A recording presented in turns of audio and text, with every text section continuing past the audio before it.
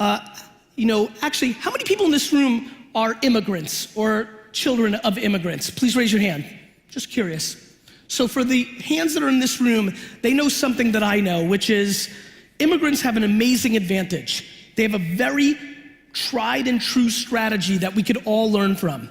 What immigrants are very good at doing is when they come to a new country, they work and they don't spend any money on dumb shit for 10 years. And so that's what my parents did. And eventually my dad was able to buy a small liquor store in New Jersey. I was a very entrepreneurial kid. I was day trading attention from a young age. I had 6 lemonade stands when I was 7 years old, and I would spend all my time trying to figure out what tree and what pole to put the signs on because I was watching people drive and trying to figure out what signs. I was a very sick child. When I was 12 and 13, I was selling baseball cards, which were very popular in the United States at the time, and I was making $1,000 to $2,000 a weekend selling them in the malls of New Jersey, which was great, and I was rich for a young kid, and it was fantastic. But then my career changed. My dad dragged me into the liquor store, and I hated it at first, but luckily I realized that people collected wine. I was into collecting sports memorabilia. That was my passion, that was the connection. And I decided that I was gonna jump into my family business, open up 4,000 liquor stores across America, sell the franchise one day, and buy the New York Jets American football team, because that is my dream. You two stand up, you two stand up. Let's clap it up for these guys.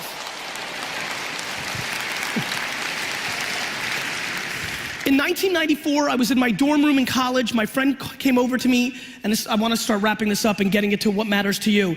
He brought me into a room. It was the first time I heard coo-coo-ch, which was the internet. I was very excited about it. I didn't know what it was. I said something stupid like, is this the information superhighway? I looked at it. This is, there's a lot of youngsters in here. This was 1994. I literally stood there and watched people on the internet for 5 hours. It was that crazy. It was just that insane. It was so new. And when I finally had my turn to go on there, within 20 minutes, I landed on a message board where people were trading and buying in cards, baseball cards. And I realized, my God, I can do business on this thing. And over the next year, I went headfirst and learned about eBay, learned about what was going on in Amazon, started learning the early internet culture, and in 1996, I launched WineLibrary.com, one of the first 2 e-commerce wine businesses in America. From 1998 to 2003, in a 5-year window, I grew my dad's business from a $3 to a $60 million business on very, very important terms that matter to this entire room. I had no money. It was a $3 million business that had 10% gross profit, $300,000 before expenses. There was no marketing budget. What I needed is to make every penny work like a dollar. So the strategy became day trading attention. When you day trade attention, my friends, here's what you do. You don't overspend on what everybody believes is tried and true. Every single company in this gorgeous conference right now is grossly overspending money on things that they've been doing for the last decade because it's the things that they accept, or the reporting justifies it, or they're just lazy to try something new. Everyone. And so what you do when you day trade attention is you have to find angles. What's underpriced? How many people here do email marketing or have done email marketing in their lives? Raise your hands. Perfect, a lot of you. In 1997, I started an email newsletter. Most people that came into my liquor store didn't even know what email was in 1997. I collected, and in 1998, I had a 200,000 person email newsletter with 91% open rates. Now, it's not because I was a genius, and I know a lot of you sit here just like I do with emails that are 13 to 23% open rates today. It's that in 1997, nobody was emailing. We hadn't ruined it yet. One thing I promise you, more than I know that the sun will come up tomorrow, I know that marketers ruin everything. We ruined the internet. I'm trying to ruin Snapchat and Musical.ly right now. We ruin shit. It's what we do. So it was 91% open rates there. Then Google AdWords came out. I bought the word wine on Google AdWords for 5 cents a click and owned it for 9 months before anybody bid me up, because people were still on Yahoo and Ask Jeeves and other shit like that. And so, that became the rinse and repeat. As I think about B2B players in this environment, it is stunning to me how many B2B businesses here do not understand that producing articles on medium.com, on LinkedIn, writing full content on Facebook in your feed, and then spending $100 in ads against employees of the company that you're trying to reach. Let me say that 3 more times, because the one thing I promised myself as I boarded last night in New York to get here is, I'm gonna give my talk, but I'm gonna give every single person in this audience one thing to take home, do, and then email and say thank you. So let me say it really slow. Right now, on this day, October 6th, right? Is that right? October 6th, 2016, the #1 deal, if you day trade attention like I do, in this market is Facebook ads. They are underpriced. They are underpriced because a lot of people in this room still debate what the ROI is, or even worse, they're emotional that Facebook organic reach has come down and now they have to pay for it. While you're emotional and sad that you don't reach as many things, the best ad product that I've seen since Google AdWords has emerged. Or even worse than both of those two scenarios, you haven't even done it yet. You've decided for your business, your customer is not on that platform, yet you've never spent $1 testing it to know if that's true or not. You've read a headline, you had a friend tell you, but you actually don't do it and you're not sure. We live in a world right now of headline readers. Everybody here has a lot of opinions about Facebook and Snapchat and Instagram and influencer and LinkedIn and Medium, but there's very few practitioners. There's very few people that have actually placed the ads. There are very few people that understand that the creative is the variable when you place an ad, and just because you did it once doesn't mean that it doesn't work. It might mean that the creative, the video and the picture that you put out just sucked. And so, as I go through all the other things, just in the middle here for a few minutes, I just want to tell you exactly what I know. What I know is I'm involved with 15 different B2B businesses right now. GE is a client, AT&T is a client, but many startups that I invest in, because I also in my mid-2000s started investing in Twitter, Facebook, Tumblr, Uber. I've done very well in that world. I basically just told you that to brag. That had no information value. But what I know about these B2B businesses is right now, every single person here can write an article about their expertise in the business that they're in. Not a propaganda for your SaaS product or service, but an article that would be valuable to the people that you're trying to reach. You can write this article literally in a Facebook post, literally in a Facebook post. And then you can go to the ad product and you can actually target employees of. One of the ways you can target on Facebook is the employees of an organization. How many people here are in B2B? Raise your hand. Higher. Go high for me, Helsinki. Higher again. Show me again. I need to look. High. Perfect. A shitload. A lot of you.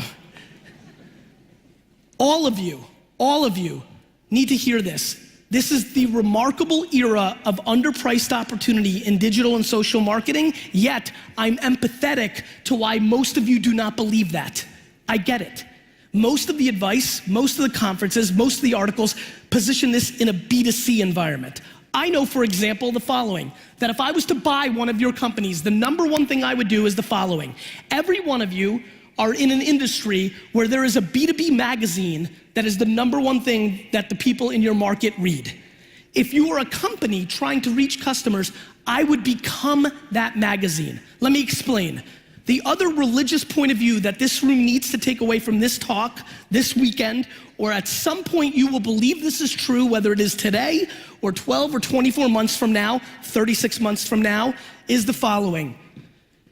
The quicker everybody in this room understands that they are a media company, comma, software company, comma, wine retailer, comma, lawyer, comma, account service provider, the quicker everybody in this room understands that they are a media company, comma, those things, the quicker you will be successful. I will tell you why. You told me that Earlier they said the ad was dead. You said the ad is gotta be creative and good, give it to the creatives. I believe more in your world, and I'll just add to it. The ad has to bring value. The number one thing that is happening in society in every part of the world is the following. We as human beings, no matter where we're from, we value health. We wanna stay alive, and the people, money, you like money. But the number one emerging thing in society, in value, is time. Time is exploding in value to us because we all now live in a 24/7, 365 world. Some of the old timers in this room, remember when the workday ended and it just ended? It wasn't getting emails at night, people expecting you to reply. We now live in a 24/7 world. As a matter of fact, one of the great mistakes of my investing career is Travis Kalanick, the CEO of Uber, was a very great friend of mine. I passed on investing in Uber in the angel round twice. I cost myself hundreds of millions of dollars. I'm very upset about it. But I invested a little bit later on, not because Uber was doing so well, but because I realized when he came to New York and my brother AJ took the first Uber ride, oh my God, Uber doesn't sell transportation, Uber sells time. We don't care about privacy, we care about time. This is who we are as humans. And what advertising is doing in the last 50 years is it's stopping you from doing what you wanna do, and it's selling you something, which means by nature, it is stealing your time. Which is why the second you decide that you're a media company and you actually wanna bring people value instead of selling them something, you win. If you run home now and misunderstood what I said, which is why I'm creating clarity right now for you. If you leave here and misunderstood what I said, you will go home, you will make a Facebook post, and you will write a propaganda or sales post, and you will push it, and it will not be successful. If you heard me loud and clear and understand who you're trying to reach, and you write an article about something that brings them value, you will win. For example, a small business in the United States that heard this talk 3 years ago from me started writing content about golf. They were a law firm, but what they understood was the people they were trying to reach were into golf. And they started writing content about golf and used that content as a gateway drug to close the clients. Because people don't wanna read your sales pitch. They don't have time.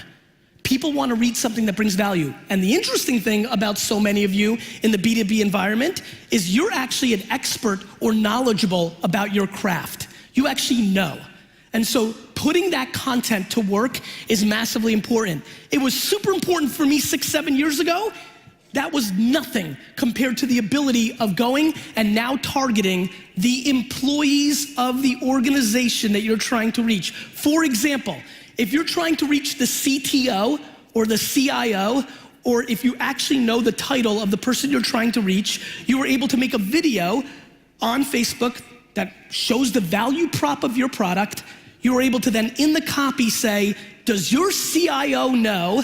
You were able to then run $100 worth of ads against the employees of that organization, and then 20 people from that organization are gonna take that post and forward it to the CIO, the CTO, the head of finance, or whoever you're trying to reach. My friends, I've spent the last 7 minutes here on this rant, and I understand it's very tactical and it's not motivational and funny, but I fucking promise you that if you really understand what I'm talking about, you will do what you actually care to do, which is sell shit, right?